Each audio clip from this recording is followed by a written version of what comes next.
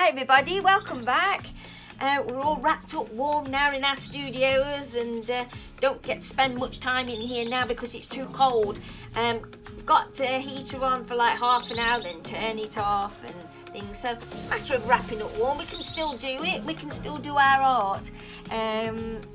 First of all though, this will be my last video, I think, until just after Christmas, because it's holidays and it's holidays for you. I've actually got to work. So if you hear whistling in the background, by the way, that's Peckety. He started whistling again. He's come out of his mould. So yeah. So what I'm doing is today, anyway. I just wanted to wish you Merry Christmas and a Happy New Year, and to thank you for all of your support. I can't thank you all enough. I never thought I'd get this many subscribers, and I thoroughly enjoy doing what I do, and I hope you do too.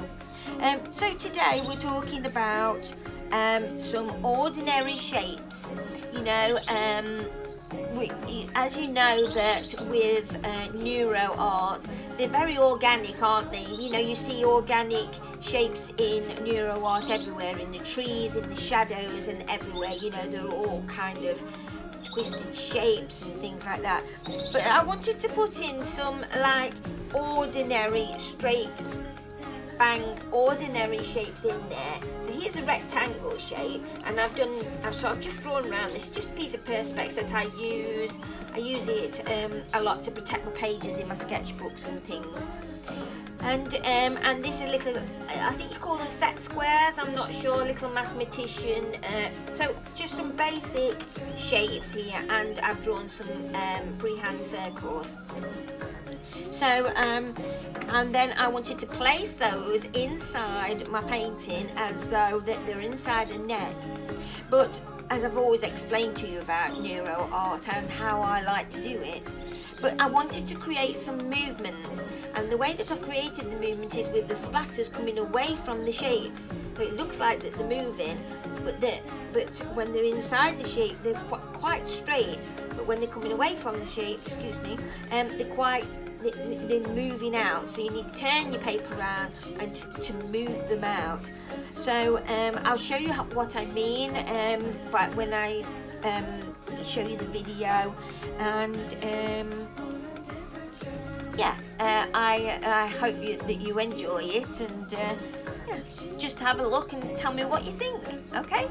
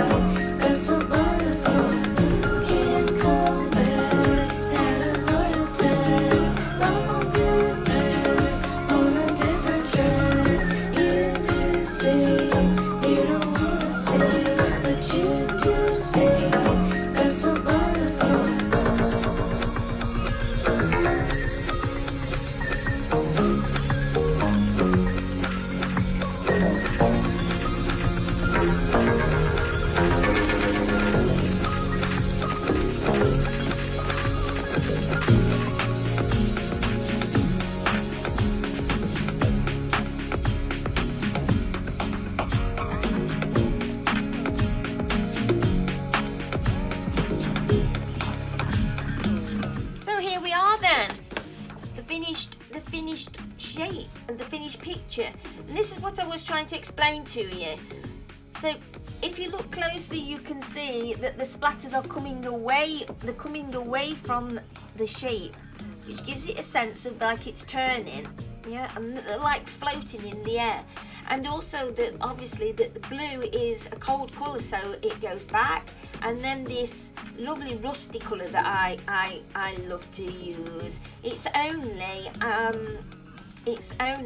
a crimson red, and then it's like a darker red, and then mixed in with that it's like yellow ochre. It's just yellow ochre, and if I want to darken it, I put a little bit of black. So that's how you get this rusty colour. But of course that comes forward, and so it looks like it's glazed it here, and then that's come forward in the picture, and you can see through it. And it also looks like it's encased in the net because the nets have come around the outside. But if you notice that when I've gone on certain lines, I've not done all the lines, just scribbled all over it this time. I've really thought about what I'm doing. I wanted to show you that I've come across the lines here, and then I've stopped when I've got to the edge. I've not always gone straight across like those two. I've sometimes gone and stopped, and then it's come out the other side. And it's the same on the triangle here. It's come over the top here, look, and then it's stopped, and then it's come out the other side. Come over the top, it's gone right the way round here, and it's stopped, and then it's come out the other side. You can bring it out whichever way, wherever you want it. It doesn't really matter, because it is same here. Look, it's stopped and it's gone behind, and then it's come out the other side, yeah, or it's gone across another one. And then there's times where I've come across it, so you can see, so you've gone behind and in front, and so that's what gives it that feel of like it's actually inside it. It's not in front of it or behind it, and that's what gives it a good effect. And obviously this is I've only done this to show you, you know, what it is that I'm actually doing as an end result. But you don't have to aim for an end result. In fact, I despise that, ending for an end result, when it comes to neuro art and other arts. If I'm doing art in a sketchbook, that's different, because like your sketchbook, you know, it's you know I do sketchbook work as well. I'm aiming for an end product picture, so it's different, isn't it? Yeah, so you are aiming to finish a picture at some point. But with this, these are more experiments. This could now be cut up if I wanted. Yeah, it could be just cut up. It could be that way. You could only use that part. It could be, you know, just that part. Or you might only like that part. You know, you can just pick out what you want, and you can just cut them up and not be precious about your work. You must learn never to be precious about your work, otherwise you're never going to learn. I was so precious about my work, and it was awful. I was like, oh, this is such a waste of paper, and this, that, and this, but it isn't. It's all practicing. And you know, start off using some small pieces of paper, you know, if you feel that you are wasting big sheets. I've only demonstrated these on big sheets just so that I can show you, but mostly I do work on little tiny sheets, no bigger than this really, not much bigger than that really, and that's my favourite size to work, because that's sketchbook size, and that's me.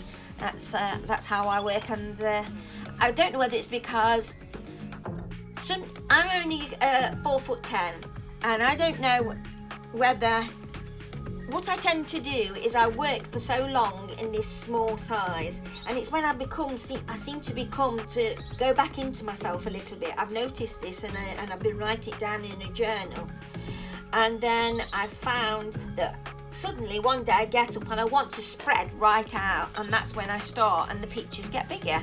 And that's when they go from this size to this size to this size, and they just get bigger and bigger and bigger, look. Can you see? And that's what you can see. Look, I've started out smaller, I've gone to that one, I've gone to that one, then suddenly I've gone to a great big one, and I've had to spread out. And I think it's part of expressing yourself, depending on the personality and how you feel at the time. So anyway, I hope you find this video interesting. Have a go yourself. Sit there and have a doodle and have a play about with Neuro Art. You know, we're not doing Neurographica, we're doing Neuro Art, and that's art. That's like abstract art, but we're just using neuro lines because they're so beautiful and relaxing to do. So I hope you all have a lovely Christmas and a happy New Year, and I will be back straight after the holidays and can just look out for the video. I'm not going to say a date of when I'm going to be back. Excuse me, he's just having a bit of a moment. Okay, thank you, Peckety. So after the holidays, so I'm not going to put myself under pressure to make a video. So I shall see you. Just look out. And if you look down in the picture at the bottom of the video, I'm not sure whether it's in this corner or in this corner. If you haven't already subscribed, there's a subscribe button and you just have to press it and you subscribe. It's free and it's great, and you know, and then if you go over to get a notification bell, press that and that will notify you when the next video is coming out. So or you know, when it's come out, it's free, you're not under any obligation, or you can just sit and enjoy the video as it is. All right then, so Merry Christmas to you all. Thank you, bye.